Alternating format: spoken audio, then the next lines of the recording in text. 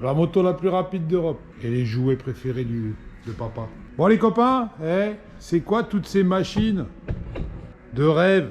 J'allais dire un gros mot, mais c'est pas grave. J'avais l'habitude, mais non. Petite vidéo qui fait suite à la seconde. Là, la première, c'était le début de saison qui a été catastrophique. Vous avez vu la météo, hein, en Angleterre, c'était pas ouf. Donc on a fait que 4 gros rendez-vous, grosso merdo.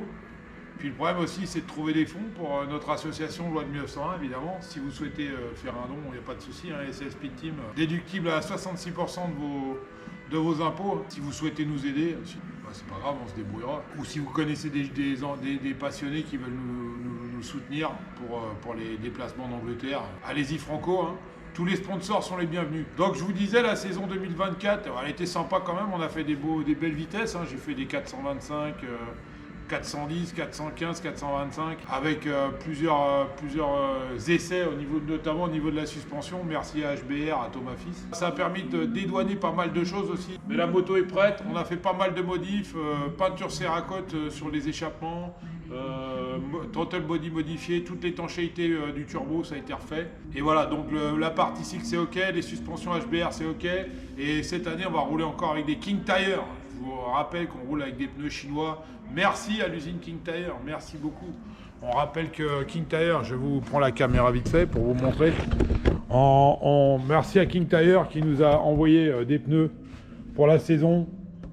Si vous faites du land speed et du drag, n'hésitez pas à en utiliser, hein. Même moi sur ma moto de route j'en utilise, hein. Là le King Tire, tu vois, il a fait un événement, il est à peine usé, franchement c'est top. Merci à King Tire pour les pneus, déjà d'une pour la saison 2024, et j'espère 2025 ça va continuer, on va pouvoir continuer à travailler. Merci aussi à Marie TP, c'est un donateur sympathique qui nous aide et c'est du TP, il fait tout ce qui est camion, travaux publics. Dans le 91, vous cherchez sur Google, vous allez facilement le trouver. Merci à Salah chez Access Protection aussi, qui est mon voisin, qui nous soutient un petit peu, mais c'est quand même gentil. Donc lui, c'est tout ce qui est protection individuelle des bâtiments, des maisons privées, tout ce que tu veux, mais c'est Vérissure en 100 fois mieux parce que le contact n'est pas le même.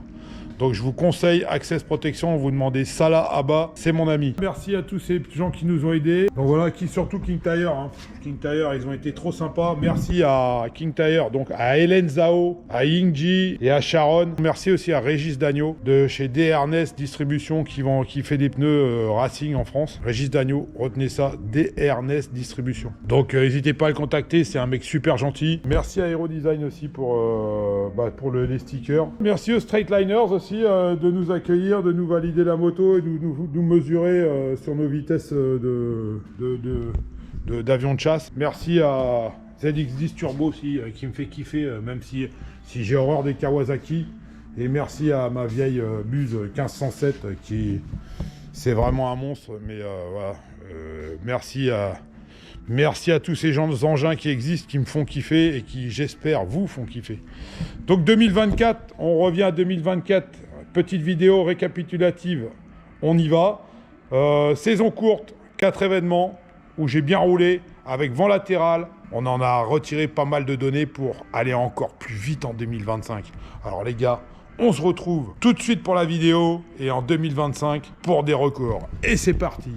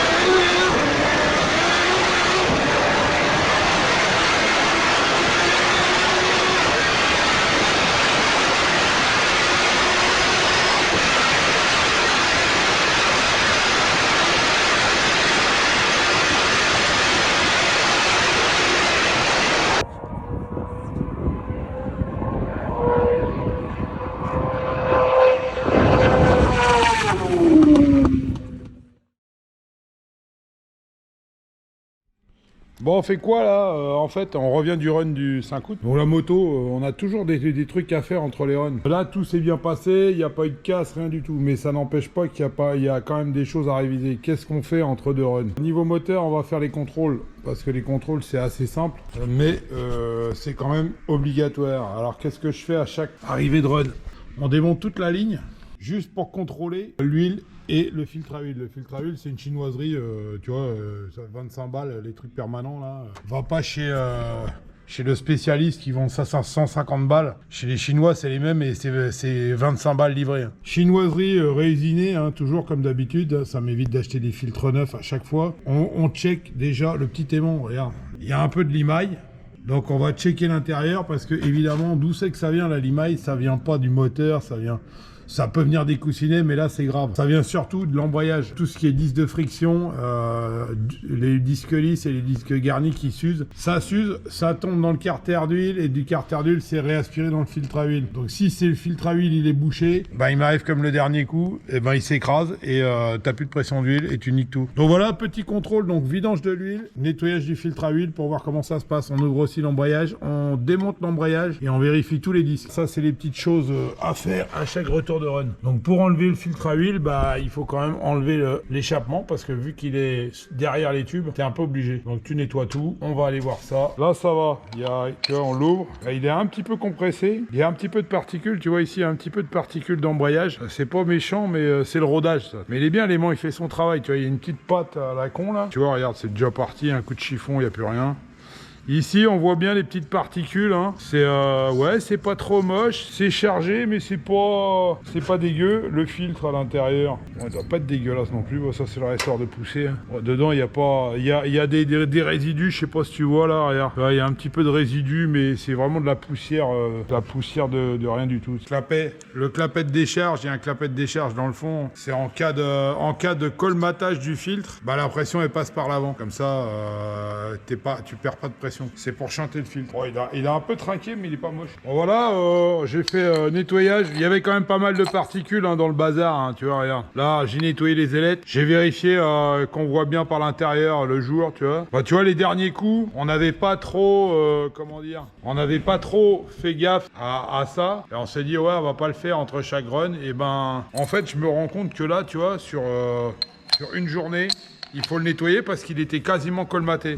Ça se voit pas, mais c'est nécessaire de le faire. Maintenant, on va vidanger l'huile et on va enlever l'embrayage et on va contrôler les particules qui sont descendues de l'embrayage. Et aussi, on enlève le carter d'huile, on nettoie la cloche d'embrayage pour enlever toute la merde qui a coulé. Tu vois. On va le remonter définitif, hein, parce que bon, si tu le remontes pas définitif, tu oublies que c'est monté en provisoire et tu pars avec un fil pas serré, tu vois. Là, on vire le carter d'huile et on démonte l'embrayage pour checker tous les disques. On vire le carter d'embrayage, comme ça on peut rincer la globalité du bas carter parce que toute la poussière d'embrayage elle coule ici et va dans le carter ici, tu vois. Elle descend de l'embrayage dans le carter, elle va dans le filtre à huile et ça colmate tout. Donc on démonte tout et on va checker la gueule du carter. J'ai déjà enlevé toutes les vis, là tout viré, on va voir. De toute façon l'embrayage, tu vois, il coule. Il est éjecté dans la partie ici et ça coule dans le carter d'huile directement. Et la crépine de pompe de respiration qui va au filtre à huile, elle est ici. Donc ça remonte ici et ça aspire toute la merde là-dedans. Donc ici c'était vraiment plein de merde. Maintenant on va virer ce petit carter là. Bon, ça raconte quoi? Il y a un morceau de joint, je sais pas quoi, là. Je sais pas ce que c'est ça, regarde. Une espèce de bout de chiffon, j'en sais rien, c'était dans le clapet de tarage. Bon, ça m'a l'air d'être vraiment nickel. Hein. Donc on va envirer le joint, on va laisser goûter. Hein. On va regarder la gueule du carter, bah tu vois quand même. Et il y a de la merde, hein. Wow, putain, je sais pas d'où ça a coulé tout ça, mais c'est l'embrayage tout ça, disons. Tu vois le carter d'huile, ce que ça dit. Regarde, tu vois, regarde. Tu vois tous ces trucs noirs là. Alors ça c'est un mélange d'embrayage, de disque acier, tout ce que tu veux. Et puis ici bah on va vérifier, mais si on n'a pas trop de résidus ici là, tu vois, ça c'est important. Il n'empêche qu'au niveau du vélo ici là, il y a de la enfin, tu me diras, c'est peut-être le lubrifiant que je mets au montage aussi. Non, ça va. L'embrayage, c'est ici, tu vois, ça coule ici, là. On va vérifier. Tiens, tu vois la patte. Bon, bah, l'embrayage, on va le démonter et on va vérifier la crépine de pompe à huile. Déjà, on va nettoyer notre carter, ça lui fera pas de mal. Là, on va virer la crépine pour voir ce qu'il y a dedans.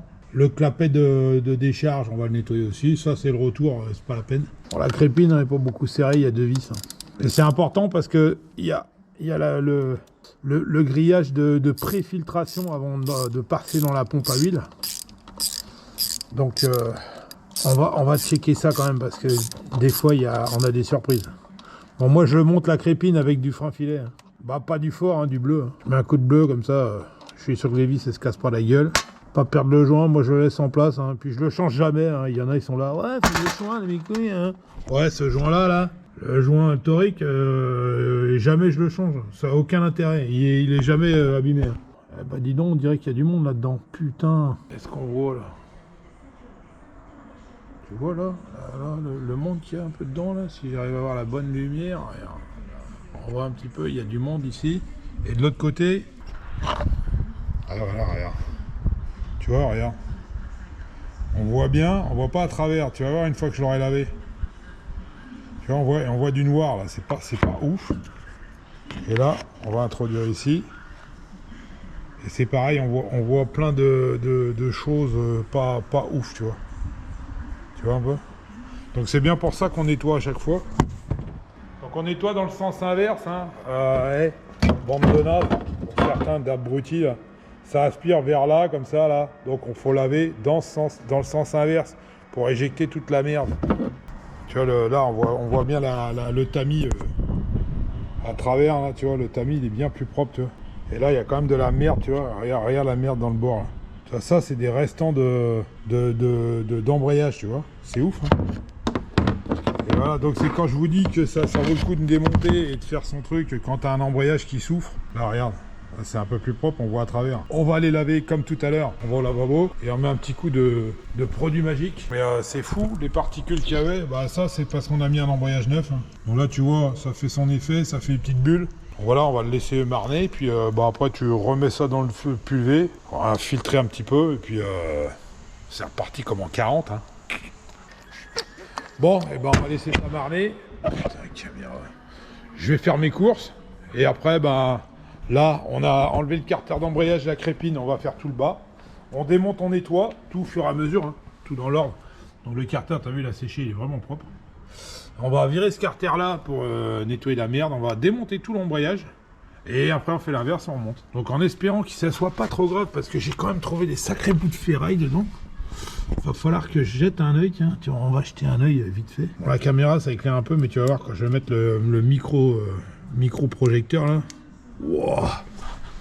Bon je sais pas mais là il n'y a pas trop de ferraille, les bielles ça a l'air d'aller. Il y avait un peu de merde à couler ici mais là c'est la partie, c'est l'alternateur là, tu vois là on est dans les entrailles du truc, l'alternateur il est au bout là. Donc ici c'est pas mal, l'huile elle est super propre. Bon bah je pense que c'est au niveau de l'embrayage, hein. Sachant qu'ici c'est mon vieux moteur, hein. Donc par contre on va faire un truc, on va dire à Robin de venir pour checker la boîte à vitesse, vite fait, parce que moi je vois plus assez clair pour aller checker ça d'en bas là. Donc on va nettoyer le plan de joint, on va nettoyer tout ça et puis ça devrait être pas mal. Voilà. Donc voilà les gars, l'intérieur d'un moteur de bus qui a fait quelques runs, on voit les bielles cario là. Ça a l'air d'être pas trop moche. Les fûts, on voit les pistons au fond là. Bon Robin il regardera ça, moi j'ai plus les yeux pour regarder cette merde. Ok, bon bah écoute, ça va aller, hein. On va tout nettoyer ça et puis en route. Hein. On en est où là? Bon, on est allé faire 2-3 courses, donc le truc il a mariné pendant au moins 30 minutes. Ouh, comme neuf. Tu vois un petit peu la crépine? Nickel. Donc voilà, là c'est propre, on peut remonter, on va sécher un peu avant, parce que huile, eau, c'est pas ultra miscible. Donc la crépine c'est ok, le carter dégraissé, nettoyé, la crépine c'est bon, on va les vis, on va les dégraisser, parce qu'on va les remettre à propre là, on va aussi virer le clapet, on va vérifier le clapet, on est sur le clapet de tarage. Bon celui-là il faut pas hésiter, hein. Il est monté avec un joint torique, hop, tu tires dessus et c'est bon. Là, ça va vidanger le reste du moteur. Putain, voyons, il y a de la merde dedans. Regarde. On vérifie que tout va bien. Ouais, c'est bon. Donc tu vérifies qu'il n'est pas coincé, qu'il n'y a pas un point dur. Hein. Tu vérifies que c'est pas coincé, c'est bon. On va laisser goûter, on le met dans le carter. Le joint, on va le mettre, le joint, ça c'est le joint de crépine, on le met aussi dans le carter. Le reste, c'est bon, on va laisser goûter. Hein. Donc maintenant, on est sur l'embrayage. Bon, lock-up, embrayage lock-up, cloche taille dans la masse. Donc le lock-up, c'est juste L'embrayage, hein, c'est juste des maslottes. Hein. C'est un système qu'on utilise en drag depuis des années. Hein. Donc, au lieu d'augmenter le nombre de disques pour encaisser la puissance, vu qu'on a 3 à 4 fois la puissance d'origine, donc l'embrayage, il suffit pas. Tu montes un système de maslottes, tu conserves le même nombre de disques. Les disques, moi, je roule en disque d'origine, tout d'origine. Le disque lisse, disque garni. Ici, j'ai des ressorts un poil plus durs. Mais ça sert à rien, tu peux rouler en ressort d'origine. Et les maslottes font le boulot, donc quand ça s'écarte, ça appuie sur les disques. Donc plus tu roules vite, plus tu as de contrepoids sur le levier, plus ça appuie sur les disques et plus ton embrayage il est collé. Donc c'est physique, c'est un truc tout con et ça fonctionne parfaitement. Même pour la route, vous pouvez en utiliser. Hein. Ça à la poignée, ça change rien, c'est exactement pareil. Moi j'en ai un sur la grosse bus qui est sous la bâche là, tu sais.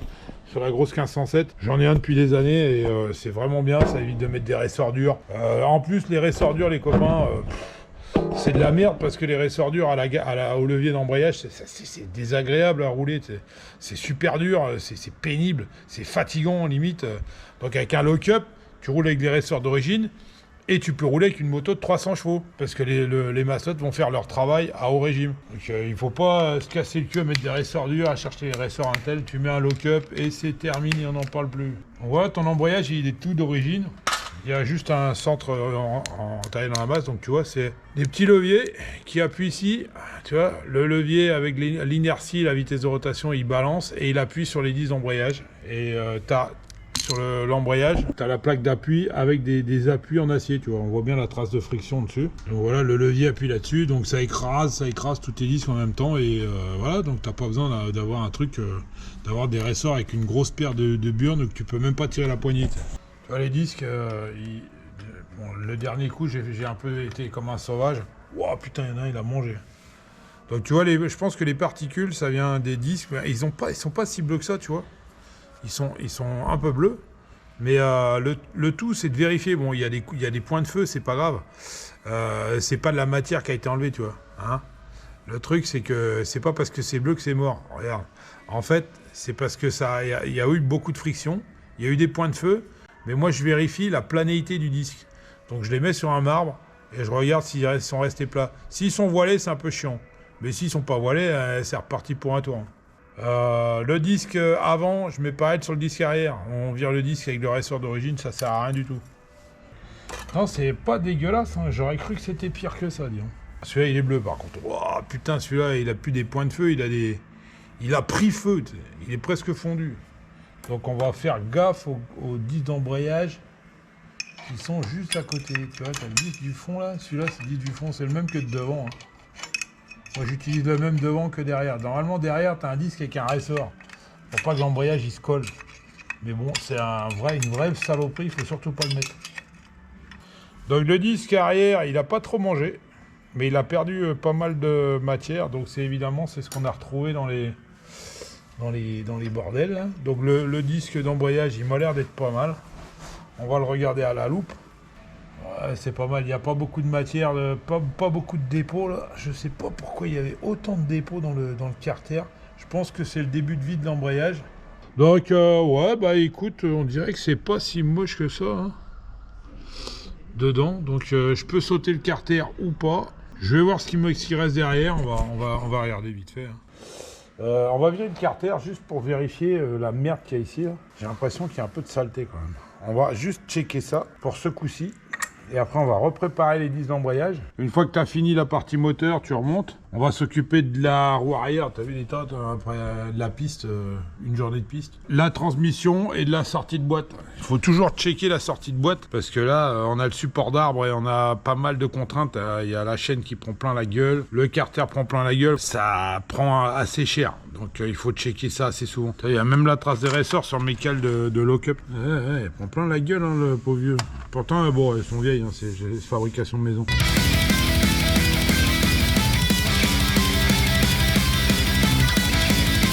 Alors, ça raconte quoi? Bon, en fait, regarde. Tu vois tout le noir, là? Regarde. Regarde. Résidu d'embrayage. C'est ça qu'on avait dans le filtre à huile. Tu vois, je m'étais dit, on va pas ouvrir, mais si, regarde, il y en a partout, là. Regarde. Il y a de la pâte. Pâte d'embrayage. Donc, tu vois, avant, on n'ouvrait pas. Et finalement, là, je me suis dit, je vais ouvrir. Et ben j'ai bien fait. Hein. Donc bon voilà. C'est tout vu. Le bas carter, en fait c'est toute la poudre des disques d'embrayage qui sort là par ici, qui stagne et qui part au filtre à huile dans la crépine. La crépine est juste en dessous et elle aspire toute la merde d'embrayage. Et après ça passe dans le filtre et ça colmate le filtre. Donc toutes les saloperies là, elles y sont passées. On est certifié. Donc ne pas oublier, quand tu fais un moteur de land speed ou un moteur qui prend plein la gueule, après une journée de session, vidange filtre à huile, nettoyage des carters et remontage. Et après comme ça tu es tranquille, t'envoies pas le moteur au paradis. Hein. Allez c'est parti. Donc on a fait quoi? On s'est occupé des disques, des scuds. S'occuper des disques, on a trié, on a changé les disques garnis parce je trouvais qu'ils avaient fait là une sale gueule. On a rectifié les disques qui étaient bleuis, tu vois. On a mis un coup de marbre avec un papier juste pour vérifier qu'ils étaient encore plats. Donc on remet tout ça en place, dégraisser, nettoyer, brosser, hein, tu vois, avec de la brosse à dents Bibi. Hein. Brosse à dents et nettoyer en frein de récup. Et on va rehuiler dans le bac où on a fait couler l'huile. On va rehuiler les disques. Et puis on remonte tout ça. Tac, allez, on remonte les vis du lock-up. Je vous rappelle, hein, ça sert à rien les ressors durs. Hein. Les ressors durs, franchement les gars, c'est franchement de la merde. Donc lock-up, agrément de conduite, tout, puissance, pour passer de la puissance, c'est super au top. Ça vaut 400 balles, ça vaut tous les ressorts du monde.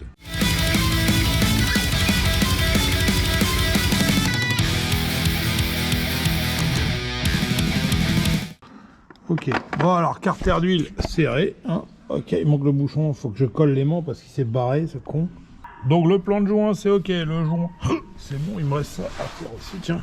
Donc, on était sur notre échappement, donc on va rajouter notre échappement là, c'est un peu une sinécure à mettre, hein.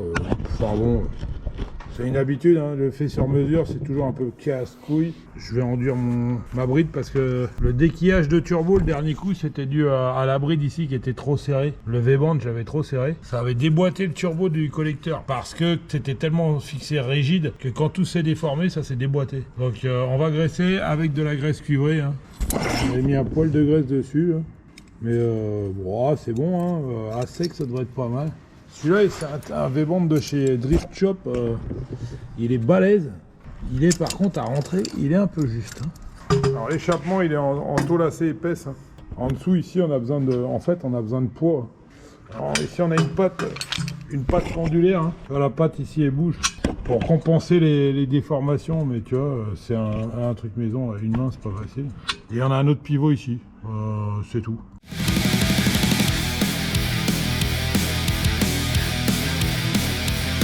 On va se taper la transmission là, on va réviser le pignon qui est là, enfin le pignon, le serrage surtout, voir comment c'est dedans, et puis on va vérifier tout ce qui est transmission de chaîne, on va vérifier tout ça, la chaîne, le matériel, la commande d'embrayage, voir si tout n'a pas été déglingué par la chaîne. Souvent il y a des dégâts dedans, on va voir, mais bon, là je suis repassé en pignon de 20, donc en pignon de 20 normalement ça touche pas trop, il y a quand même des marques mais ça touche pas trop, parce que la chaîne a toujours tendance à sauter le pignon légèrement et à venir attraper le reste, sachant qu'on a 2 dents de plus que d'origine. Hein. D'origine la bus c'est 18,43 et là on est en 20,35 avec un 255. Donc, normalement je préfère rouler en 20,34 mais bon, je roulais en 21,36 avant. On y va.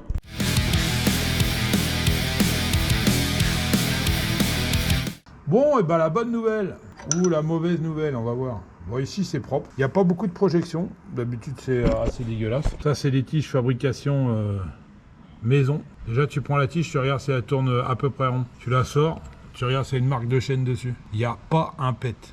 Mais alors quand je te dis pas un pet, tu vois les deux bourrelets de trucs là, c'est l'excédent de graisse qui vient de l'intérieur des maillons de chaque côté. Tu vois bien, ça c'est la graisse qui s'est fait éjecter par la chaîne. Donc ici on a les 2 traces d'éjection. Et c'est là qu'il faut regarder s'il y a des traces de chaîne. Prends ton chiffon, prends un coup de net front. Bon, les coriaces, hein, moi je prends de la chaîne. Ah ouais, la graisse, vous me posez la question. J'utilise la graisse Motul, mais pas n'importe laquelle. Celle que les gens aiment pas en général. Parce que moi je l'utilise parce que c'est de la graisse céramique. Et franchement, la chaîne elle dure super longtemps. Si tu sais l'appliquer, évidemment, on l'applique entre les plaquettes de maillon, hein, pas sur le dos de la chaîne ici, bande d'abrutis, hein, que je vois des fois là. Ils graissent le dessus là, bande d'ahuris, va, avec l'inertie, toute la graisse va s'éjecter à l'extérieur. Donc tu la mets à l'intérieur, comme ça, avec la force centrifuge, elle se propage dans les maillons, espèce de neuneu. Bah. Donc tu projettes toujours à partir d'ici, et tu fais toujours une projection sur la jointure de maillon ici, la jointure ici. Et un petit peu sur les rouleaux si tu as envie. Et tu mets un carton ici pendant que tu projettes en mettant en première, tu mets un carton et tu fais ta projection avec la moto sur béquille en première. Et tu projettes ici, là, bien ici, entre les plaquettes, entre les rouleaux, et ici, plaquette rouleau. Comme ça, avec l'inertie, la graisse qui est à l'intérieur va se projeter vers l'extérieur.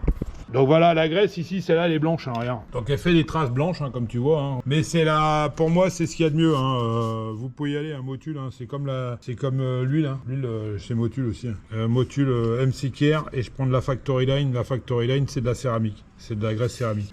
Franchement, avec ça, ta chaîne, elle dure 1 milliard d'années. Hein. Même ils la retrouveront dans une grotte préhistorique après la fin du monde. Donc regarde ma pièce. On a démonté la façade. On va vérifier ça, le serrage du pignon. Et regarde ma pièce, tu vois, c'est juste une pièce de protection pour les carters et la pompe à eau, tu vois. Il y a des traces sur ma pompe à eau, mais tu vois, regarde, là, tu as les 2 traces de jointure de maillon, de projection de graisse, tu vois. Là, c'est vraiment nickel. Et on n'a pas touché. Je l'avais rectifié le dernier coup avec mon pignon de 21, j'avais mis un coup de brosse, tu vois. Ma tige de commande d'embrayage, j'ai fabriqué un système simple, c'est que, comme la chaîne est bas en général, la tendance, les maillons, ils sortent avec avec la vitesse et des fois les sursauts de chaîne et les changements de rapport. Et ça vient lécher la barre, comme je te dis. Et la barre, pour éviter qu'elle se torde ou qu'elle pète, moi j'ai fait en sorte qu'elle touche mon carter. Ça fait que quand je l'actionne, elle frotte légèrement mon carter en inox de 5 mm. Hein. Tu vois bien, il y a la trace dedans, elle est imprimée dedans. C'est quand elle prend des coups de latte, elle reste dedans et ça lui évite de péter. Et si elle pète le joint aussi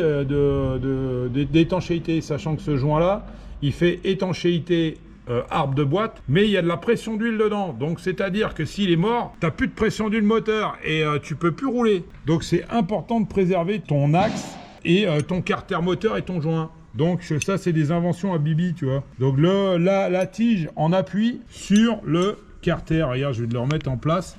Donc ça vient ici, tu le mets là, regarde, ça prend juste pile poil. Tu vois, il y a un logement d'origine hein, dans le truc pour éviter de le niquer. Et ben on met la plaquette qui a le pion soudé en face du pion, là, tu vois. Là, c'est le pion du support d'arbre. Et là, quand tu mets ta tige de commande, mais une fois que tu es serré, elle est en appui sur le bras. Donc, c'est-à-dire que si elle prend un coup de chaîne, eh ben, elle va pas se niquer, elle va pas se péter ni se tordre salement en niquant le joint d'étanchéité de boîte. Il faut absolument qu'il soit étanche. Donc, ici, c'est des tiges qu'on a fait avec des axes de machines à développer les photos qu'on récupère chez notre voisin. C'est pas trop fort, ça. Donc voilà, je vous ai expliqué la technologie de Fifi, le Land Speedman. Ça, c'est une pièce magnifique. Donc copyright SL Speed Team. Mais j'en ferai pas pour les autres, hein, je la fabrique que pour moi. Hein. Donc on voit bien, même la chaîne, elle vient lécher le capot supérieur, hein, t'as vu? Ça, c'est le capot qui vient comme ça, tu vois. Tu le mets comme ça. Et tu vois, la chaîne, elle vient même toucher ici. Hein. C'est quand même assez vilain. Hein. Ma protection, tu vois, c'est une protection en inox de 5 aussi. La chaîne, elle vient toucher là, des fois. Hein. Il faut protéger tout ce petit monde. Pour éviter les grosses casses ou des changements de pièces intempestifs. L'écrou de ces morts là, taillé dans la masse, Usisolide aussi parce que c'est un écrou un peu spécial. Parce que l'écrou d'origine il va pas avec cet arbre de merde de chez merde, j'allais dire de chez Nova. Bon là, de merde non, mais il est pas la même cote que les autres. Donc tu es obligé d'avoir un écrou spécial, sinon tu peux pas enquiller ton support d'arbre. Donc Usisolide, mon pote Gaspard, usinage, qui m'a fait des écrous de haute qualité avec des tiges de vérin de chez moi. Donc on fait tout avec de la récup. Hein. Une tige de vérin, c'est un acier de qualité. Au lieu de les jeter, on les réutilise et on les réusine. Pour les mecs que ça intéresse, le couple, c'est un truc de ouf. Hein. Donc le pignon d'origine sur un buse, avec un arbre de standard en 28, 145 Nm. Mais c'est un petit écrou de merde. Là, c'est un gros joujou quand même. Tu as vu la face d'appui, c'est du 50. Hein. Donc ici, on sert. Moi, j'ai fait tout plein d'essais. À la fin, on a fini par trouver le réglage adéquat. Donc à chaque fois que tu changes ton pignon, à chaque fois, tu le remontes l'écrou au rouge.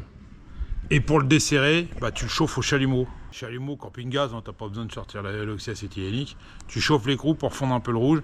Tu lui mets un coup de pétoir à l'envers et ça sort. Donc tu le mets, tes écrous de sortie de boîte toujours en rouge. Tu mets au rouge, donc d'origine tu mets un serrage quand tu as une buse d'origine ou peu importe la moto, 145 c'est bien, 145, 150. Nous on a un écrou spécial, on graisse la face et on serre à 180. Donc on va régler la clé à 180 et on va faire un contrôle. Et ça c'est un anti-rotation. Alors il y en a qui appuient sur le frein comme des blaireaux. Hein. Moi je mets ça, voilà, je bloque mon pignon, tu vois, comme ça. Je mets une dent contre le cadre, je tiens ma barre et je serre à la clé de l'autre côté. Mon pote, ça je peux te dire que ça bouge pas. Serrer, desserrer, c'est un truc de fumier, tu vois, ici, là, tu vois. Ok, allez. On va vérifier que la clé, elle est... Oh, je suis loin, je suis à 100 et quelques. Et en plus, tu vois, ça permet de le faire ça, avec la roue montée. Ah! Donc c'est bon, il n'a pas bougé. Donc c'est juste un contrôle, hein, parce que si tu as le pignon qui se dessert, là, ta boîte, elle est foutue. Hein. Les splines, la denture le crénelage du pignon, là, il t'arrache tout. Hein. Surtout avec 700 ou 800 chevaux sortis de boîte, plus le couple 500 Nm. C'est un vrai camion, le bordel. Bon, enfin, bref. Voilà, c'est fait. Et ben alors, ça c'est contrôlé. Allez, on remonte.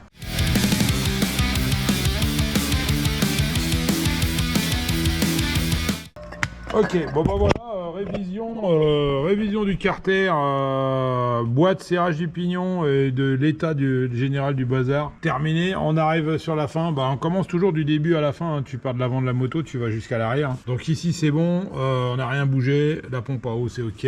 Maintenant chaîne, et est-ce que je change mon pneu? Parce que je vais rouler 2 jours, je peux limite mettre un pneu neuf et garder celui-là sur cette jante là. Je vais rouler 2 jours avec l'autre. De toute façon c'est fini l'époque où tu faisais 50 000 runs comme un taré là, ça n'a aucun intérêt en fait. Donc maintenant je trouve que tu fais 4 à 6 runs, c'est maximum si tu as toute la journée. Mais 4 runs c'est bien, tu mets de l'espace entre eux, ton moteur il a le temps de refroidir, tu as le temps de tout regarder proprement. Franchement c'est plus intelligent je pense. Bon, allez on passe à la roue. Donc c'est des clinquants fait maison, enfin c'est des polyuréthanes fait maison ça. Bon, ils ont pas trop trinqué, hein. Faut encore rouler, hein. Donc on va les garder. Hein. On tracte comme ça. J'avais déjà retourné les trucs, mais ils sont pas trop mangés. Il y en a un qui a tout petit peu mangé là. Ça pourrait être pire.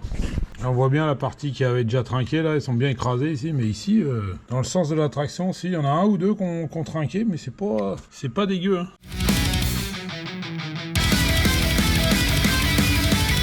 Je vais vous faire un tuto graissage de chaîne, tiens, pour les neuneux qui n'ont pas inventé l'eau tiède. Hein. L'eau tiède, c'est eau chaude plus eau froide.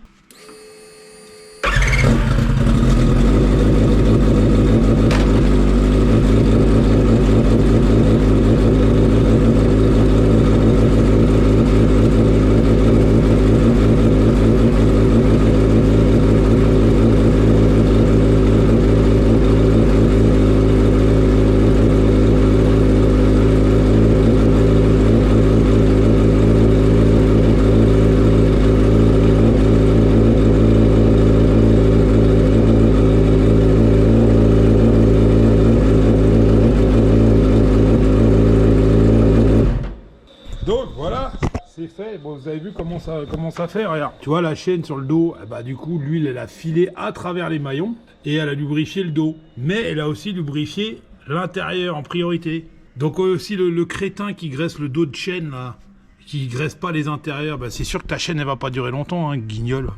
Alors que là, regarde cette lubrif là, de qualité. Ah, mais maintenant il faut savoir que la graisse filante, surtout la graisse motule, vous le graissez et vous attendez un peu. Parce qu'elle devient collante et efficace au bout de... Faut attendre bien 15 minutes. Parce que là, tu vois, regarde. Là, elle fait des bulles, elle est encore liquide. Tu vois comment elle coule. Et le but du jeu, c'est qu'elle soit solide. Donc, t'attends un peu. Moi, j'éteins mon moteur. Je fais autre chose. J'ai pas mal de trucs à faire. Et voilà. Hein. Donc, tuto lubrification de chaîne. Bon, ben... Là, évidemment, le truc, c'est que la céramique, ça rend la chaîne blanche. Ça fait un peu dégueulasse. Mais il vaut mieux avoir un look dégueulasse et être efficace que d'avoir un truc qui brille et pas savoir ouvrir la poignée de droite. Bon entendeur, salut. Donc lubrif, c'est bon. La ligne, c'est bon. Donc sur la révision entre les runs, vous avez vu, on y passe quand même pas mal de temps. Hein.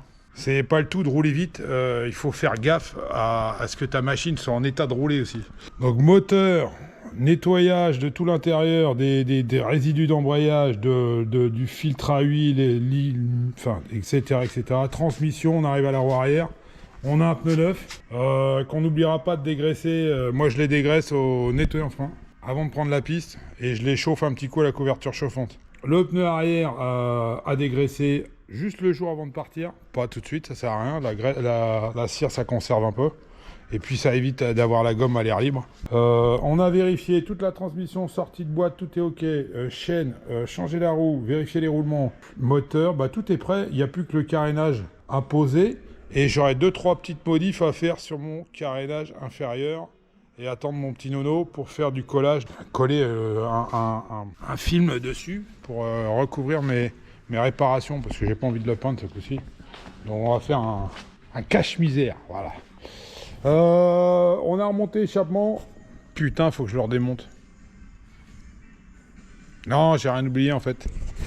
Je cherchais un mec pour me faire de la peinture céramique spécifique haute température sur la sortie. On en a parlé déjà. Et j'ai eu du mal à trouver quelqu'un, mais j'ai trouvé quelqu'un. Donc on va voir, on va tester, histoire de voir si l'échange thermique est meilleur et si je le fais sur la coquille et le collecteur. Donc le collecteur, hein, c'est pareil, hein, pour l'échange thermique, c'est mieux. Si on fait toute la descente d'échappement en haute température céramique, on va voir combien ça coûte. Donc on va le peindre thermique partout là. Je pense que je vais peut-être m'arrêter à un moment donné. Hein. Je vais voir combien ça coûte. Et puis voilà, on va enlever les petites pattes, les machins, et puis on va voir si c'est vraiment efficace, parce que moi pour l'instant j'ai un doute. Donc on va tester. Hein. On se retrouve après la peinture. Non, on se retrouve tout de suite chez le peintre, chez VBS Restore. On va voir s'il travaille bien le monsieur.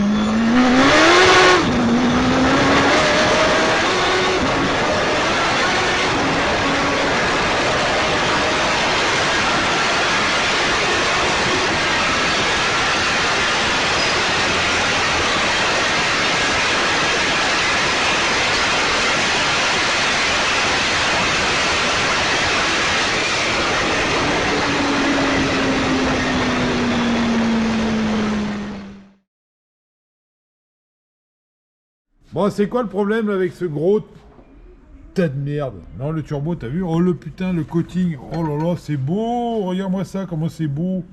Donc, céramique coating, c'est du Cerakote noir. C'est un VBS Restore qui nous a fait ça à côté de chez moi, dans le 91, là. Le 91 77. Donc, c'est VBS Restore. Je vous donnerai le lien, la ville, je sais plus, c'est le Plessis-Trévise, dans le 77 ou 91, je sais plus. Donc c'est à côté de chez moi, donc bon travail, ils nous ont fait ça, ils nous ont fait les tubes de Westgate, le tube d'échappement qu'on a testé sur la route, sur la route, ah je suis con quoi, putain pas sur la route, jamais de la vie sur la route enfin. Qu'on a testé sur la piste le dernier coup pour savoir si ça faisait baisser les températures d'échappement. Pour pas cramer mon carénage déjà d'une, parce que j'en ai plein le cul de le mastiquer et de le refaire. Donc ça a fonctionné, le carénage, il est magnifique. Hey, Romain, tu veux pas aller le choper là, vite fait, dans l'escalier? Il est en haut là, en haut des pneus King Tire. Alors les King Tire, ils sont là, il en reste quelques-uns. On n'a pas trop consommé de pneus cette année parce que bah il faisait pas un temps de ouf. Donc voilà. Et là, on est en train de résoudre un problème lié au turbo, déjà d'une. C'est pour ça que je suis parti sur la peinture, mais on va vous montrer le résultat. Alors, une journée de roulage avec le tube. Bah, tu vois, le tube, VBS Restore, il nous a fait du bon boulot parce qu'il a pas aussi l'intérieur du tube. Oh, le tube, il est lourd, ce con. Aïe. Putain, j'ai pas pris la bride. Donc, le tube, le voilà. Et après une journée de roulage, regarde. Ouais, des rayures, c'est moi qui les ai faites. Mais regarde, pas à l'intérieur, extérieur. Ça m'a baissé les températures, mais alors drastiquement. Alors on avait un problème de brûlure à ce niveau-là. On avait des gros problèmes de brûlure de carénage dans ce coude-là. Et aussi à la sortie de turbo. Donc regarde le carénage, après une journée de roulage. On a mis un espèce d'isolant thermique de merde, tu vois. De chez Swapland, mais... c'est pas un truc de ouf, mais regarde, il n'y a pas une seule trace de brûlure. Mais absolument aucune. Ça a ni cloqué, ni brûlé. Donc, VBS Restore nous a fait une belle température céramique, là, qui fonctionne bien. Après, le gain, c'est pas palpable, c'est dur à définir, mais bon. Déjà, ça me crame plus le carénage, et puis on verra ce que ça fait. Alors on va faire un truc aujourd'hui, on va aller balader les deux là en même temps. Ouais, vous allez vous dire, les deux pour un seul mec ça va être compliqué. Non, j'ai un petit invité, je vais vous présenter Timothée Monod, un rider du TT. C'est un mec qui fait toutes les courses sur route un peu tordues, le Tourist Trophy. Il fait aussi la Northwest 200, le Grand Prix de Macao, qui est complètement ouf. Donc on va faire essayer à mon petit Timothée, moi je vais rouler là-dessus, sur la 1507, et lui il va prendre la ZX10 Turbo. La Turbo, regarde-moi la Turbo. Je vous laisse regarder et apprécier le pilotage, les mecs.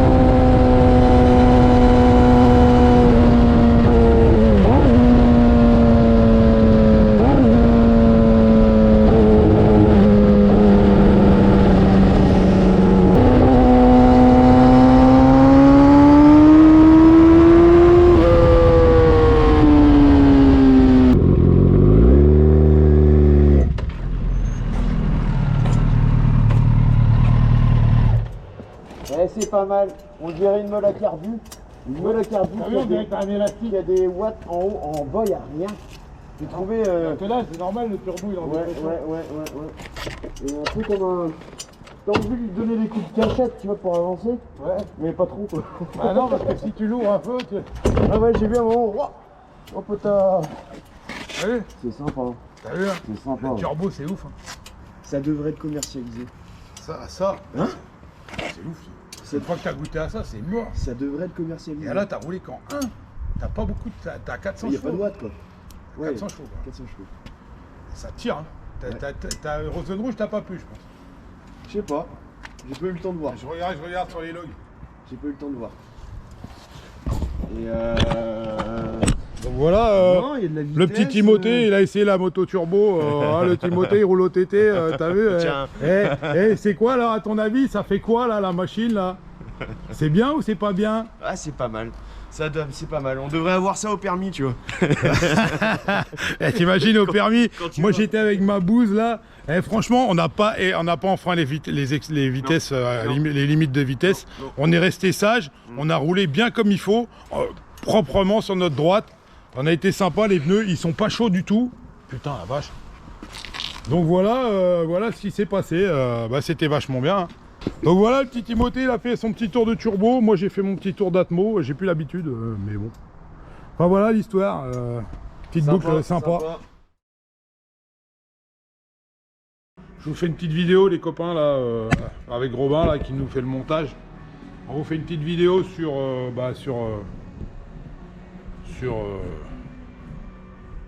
tiens,